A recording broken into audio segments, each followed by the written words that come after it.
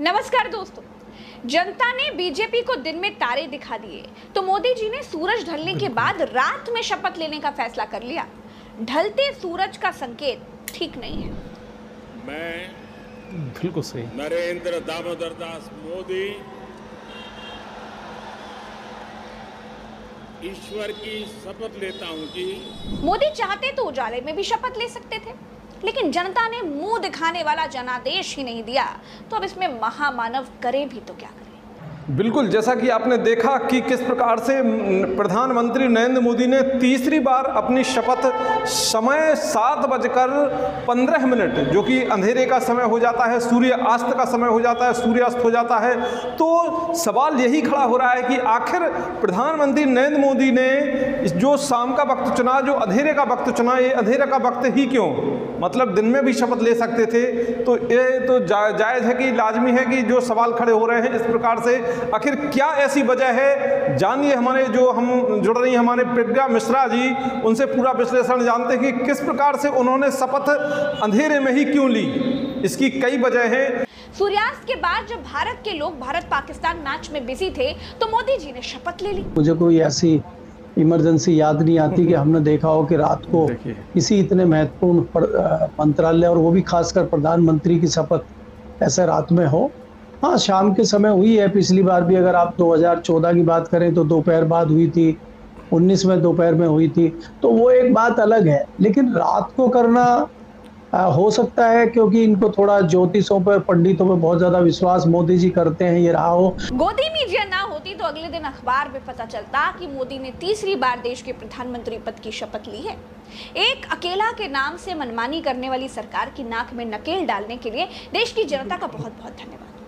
मोदी की शपथ हुई नहीं दोस्तों कि पहले ही एनडीए में सिर फुटौल की खबरें आने लगी। जी हाँ, एनसीपी चीफ अजीत पवार ने कहा कि हमें राज्य मंत्री स्वतंत्र प्रभार के बारे में सूचना मिली, लेकिन प्रफुल्ल पटेल खुद भारत सरकार के कैबिनेट मंत्री पहले रह चुके हैं। हमें खुशी है कि उन्होंने हमें सूचना दी, लेकिन उनके लिए ये पद लेना थोड़ा कठिन है। वहीं एनसीपी नेता प्रफुल्ल पटेल ने भी कहा कि गठबंधन में कोई मतभेद नहीं है, मुझे राज्य मंत्री स्वतंत्र प्रभार के लिए सूचना मिली है, लेकिन मैं तो पहले से कैबिनेट मंत्री था, इसीलिए मैंने इस ओहदे को स्वीकार करने से मना कर दिया था। दोस्तों, एनडीए में सिर्फ फुटौल इतना भयंकर है कि अब हो सकता है कि नरेंद्र मोदी जब विदेश जाएं तो विदेश मंत्री भी मोदी के साथ जहाज में लटक ले।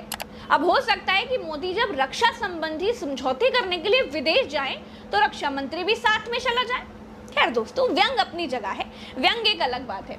एक बड़े अच्छे नोट पर मैं प्रज्ञा मिश्रा नरेंद्र मोदी जी को तीसरी बार प्रधानमंत्री बनने पर शुभकामनाएं देती हूँ और आशा रखती हूँ कि मोदी जी की सरकार जल्दी ना गिरे।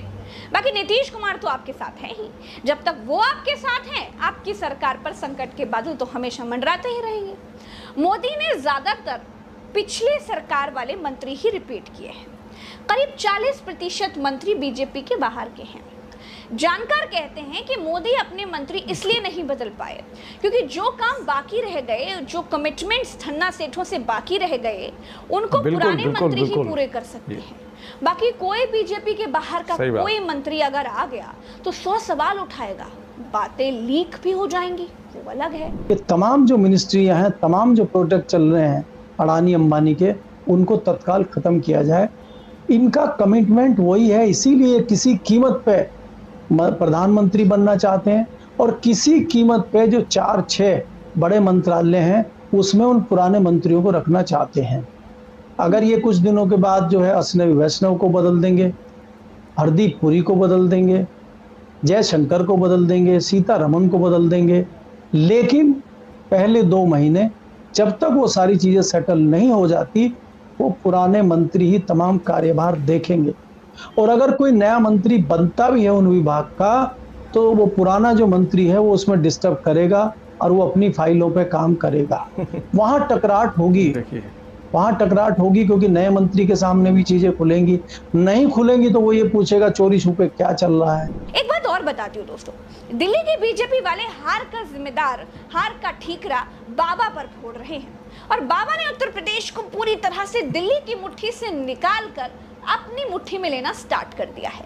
बाबा ने मीटिंग बुलाई, लेकिन इस मीटिंग में दोनों शाह के करीबी डिप्टी सीएम गायब रहे।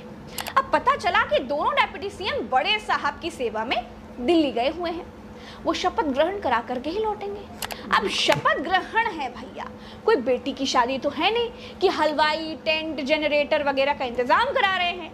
ना तो उत्तर प्रदेश के दोनों डेप्यूटी सीएम रिश्ते में कोई फूफा लगते हैं। फिर अपने बॉस बाबा को छोड़कर दिल्ली में आखिर क्यों है? बहुत लोग तो ये सवाल भी पूछ रहे हैं कि गुरु कुछ तो खिचड़ी पक रही है। केशव प्रसाद मौर्य खुद चुनाव हार गए थे और इस बार जो उनके क्षेत्र की सीटें हैं वो भी हार गए हैं, तो बाबा उनसे भी जवाब तलब करेंगे। अगर बाबा को दिल्ली से डांट पड़ रही है तो बाबा उनको डांटेंगे। तो एक तो उस डांट से बचाने के लिए उनको जो है छत्र छाया वहाँ दिल्ली में दी गई है कि डांट से बचा जाए।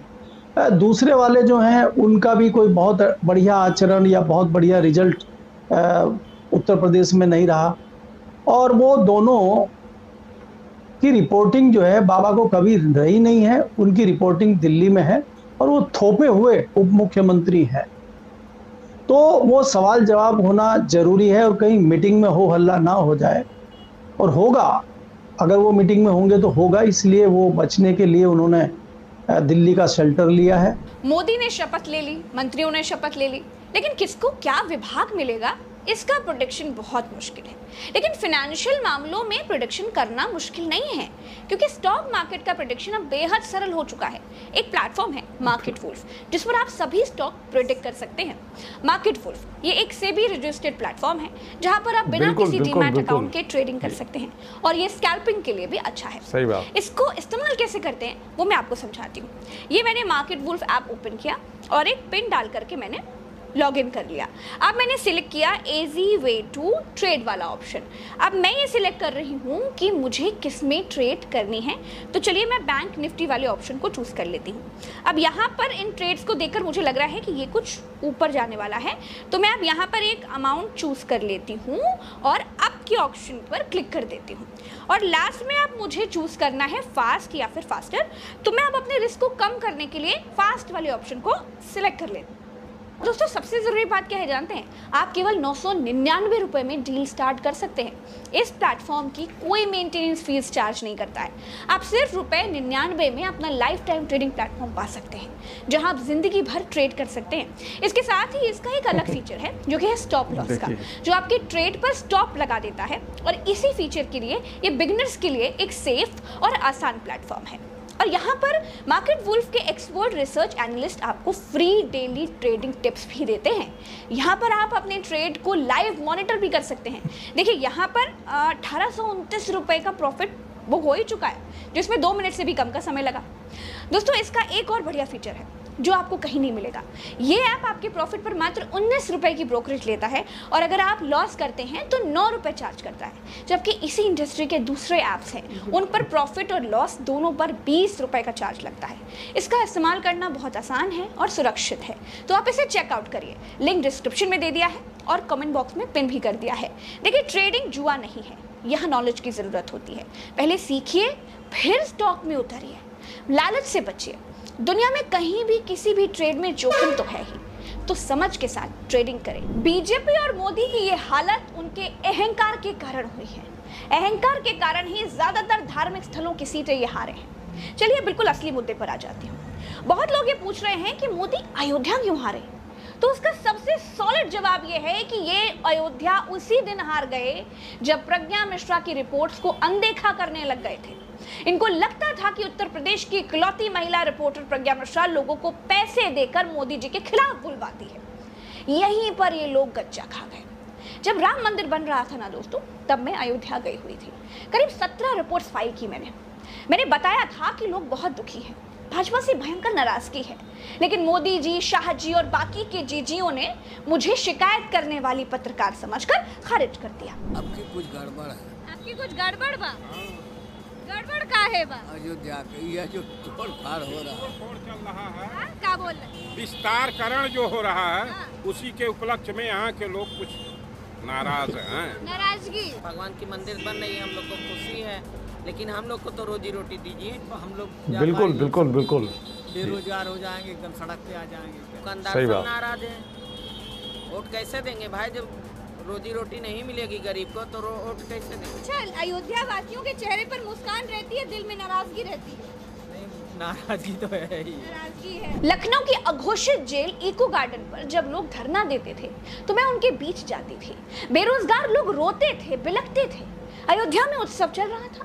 बड़े बड़े धन्ना सेठों को न्योता भेजा जा रहा था। गुजरात, बंबई के बड़े बड़े धन्ना सेठों को अयोध्या में जमीन खरीदवाई जा रही थी। यूपी के बेरोजगार रो रहे थे, अयोध्या को कोस रहे थे और मोदी राम भजन ट्वीट कर रहे थे।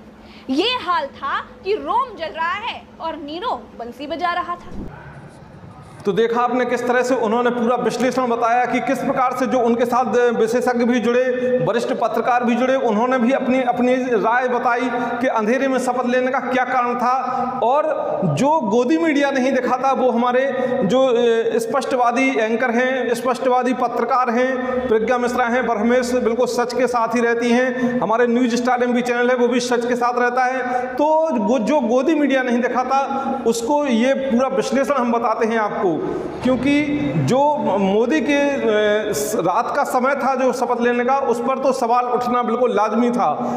आगे अगली जो निष्पक्ष एवं सत्य खबरों के लिए बने रहे हमारे न्यूज स्टार MB चैनल के साथ और चैनल को सब्सक्राइब जरूर कर लें। जय हिंद, जय संविधान।